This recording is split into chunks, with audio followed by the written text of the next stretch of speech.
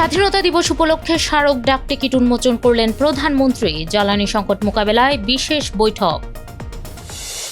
সর্বসম্মতভাবে দায় মুক্তি দেওয়া হবে জুলাই যোদ্ধাদের, জানালেন তথ্যমন্ত্রী। আগামী সংসদ অধিবেশনে পাশ হবে আইন।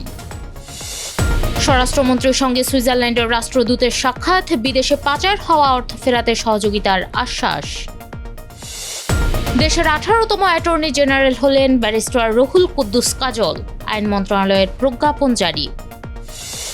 ট্রাম্পের শান্তি আলোচনার দাবি নাকচ করল তেহরান। 24 ঘণ্টায় ইরানের হামলায় ইসরায়েলে আহত অন্তত 200। স্বাগত জানাচ্ছি দ্য বিজনেস স্ট্যান্ডার্ডের নিয়মিত আয়োজন টিভিএস রাত 8টার সংবাদে। সঙ্গে আছি আমি বর্ণা দাস। দেখছিলেন সংবাদ শিরোনাম, এবার বিস্তারিত। মহান স্বাধীনতা ও জাতীয় দিবস উপলক্ষে স্মারক ডাকটিকিট উন্মোচন করেছেন প্রধানমন্ত্রী তারেক রহমান। 25 মার্চ প্রধানমন্ত্রীর দপ্তরের ডাকটিকিট উন্মোচন করেন তিনি। পরে প্রধানমন্ত্রীর অতিরিক্ত প্রেস সচিব আতিকুর রহমান রুমন সাংবাদিকদের এই তথ্য জানান।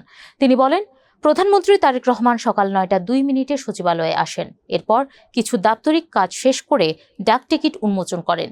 এদিকে মধ্যপ্রাচ্যে চলমান সংঘাতের কারণে বিশ্ববাজারে বাড়ছে জ্বালানির দাম। উদ্ভূত পরিস্থিতি মোকাবেলায় প্রয়োজনীয় পদক্ষেপ নির্ধারণে সচিবালয়ে বিশেষ বৈঠকে সভাপতিত্ব করেছেন প্রধানমন্ত্রী তারেক রহমান। জুলাই যোদ্ধাদের সর্বসম্মতভাবে দায় মুক্তি দেওয়া হবে বলে জানিয়েছেন তথ্য ও সম্প্রচার মন্ত্রী জহির উদ্দিন স্বপন।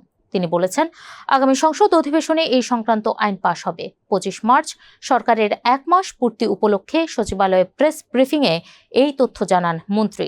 নির্বাচনী ইশতেহারের প্রতিশ্রুতি বাস্তবায়নে সরকার সর্বোচ্চ গুরুত্ব দিচ্ছে জানিয়ে তিনি বলেন, দায়িত্ব নেওয়ার মাত্র 21 দিনের মধ্যে শুরু হয়েছে ফ্যামিলি কার্ড বিতরণ।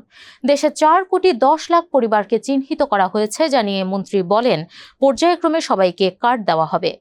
সুইজারল্যান্ডের সহযোগিতায় বিদেশে পাচার হওয়া অর্থ ফেরত আনা সহজ হবে বলে জানিয়েছেন স্বরাষ্ট্রমন্ত্রী সালাউদ্দিন আহমদ। তিনি বলেন, মানি লন্ডারিং এর মাধ্যমে পাচার হওয়া অর্থ ফেরত আনা এবং সামগ্রিক সংস্কার খাতে সুইজারল্যান্ড তাদের সহযোগিতা জোরদারের আশ্বাস দিয়েছে।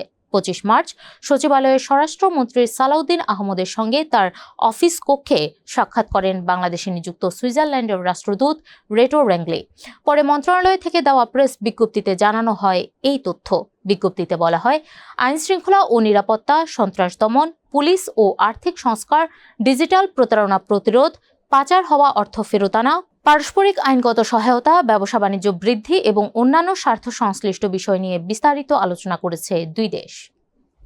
দেশের 18তম অ্যাটর্নি জেনারেল হিসেবে নিয়োগ পেয়েছেন ব্যারিস্টার রুহুল কুদ্দুস কাজল। 25 মার্চ এই নিয়োগ প্রজ্ঞাপন জারি করেছে আইন মন্ত্রণালয়। রুহুল কুদ্দুস কাজল সুপ্রিম কোর্ট আইনজীবী সমিতির সাবেক সাধারণ সম্পাদক। বাংলাদেশ বার কাউন্সিলের এক্সিকিউটিভ কমিটির চেয়ারম্যান হিসেবে দায়িত্ব পালনের অভিজ্ঞতা রয়েছে তার। পদত্যাগ করা অ্যাটর্নি জেনারেল আসাদুজ্জামানের স্থলাভিষিক্ত হচ্ছেন রুহুল কুদ্দুস। গত 27 ডিসেম্বর আসাদুজ্জামান অ্যাটর্নি জেনারেল পদ থেকে পদত্যাগ করেন। এরপর জাতীয় নির্বাচনে বিএনপির মনোনয়নে এমপি নির্বাচিত হন তিনি। এরপর তারেক রহমানের মন্ত্রিসভায় তাকে আইনমন্ত্রী করা হয়। মার্কিন প্রেসিডেন্ট ডোনাল্ড ট্রাম্পের শান্তি আলোচনার দাবি নাকচ করেছে ইরান। দেশটির পররাষ্ট্র মন্ত্রণালয়ের মুখপাত্র ইসমাইল বাঘাই ট্রাম্পের দাবিকে অবিশ্বাস্যযোগ্য বলে উড়িয়ে দিয়েছেন। ভারতীয় সংবাদ মাধ্যম ইন্ডিয়া টুডেকে দেওয়া এক সাক্ষাৎকারে এই অবস্থানের কথা জানান ইসমাইল বাঘাই। এদিকে 24 ঘণ্টায় ইরানের হামলায় ইসরায়েলে আহত হয়েছেন 204 জন। তেল আবিবের স্বাস্থ্য মন্ত্রণালয় নিশ্চিত করেছে এই তথ্য। মন্ত্রণালয় জানিয়েছে, আহতদের উদ্ধার করে বিভিন্ন হাসপাতালে ভর্তি করা হয়েছে। মন্ত্রণালয়ের তথ্য অনুযায়ী ইরানের ওপর যুক্তরাষ্ট্র ইসরায়েলের যৌথ হামলা শুরু হওয়ার পর এ পর্যন্ত 5045 জন আহত হয়ে হাসপাতালে চিকিৎসা নিয়েছেন। বর্তমানে হাসপাতালে চিকিৎসাধীন 120 জন, যাদের মধ্যে 12 জনের অবস্থা গুরুতর।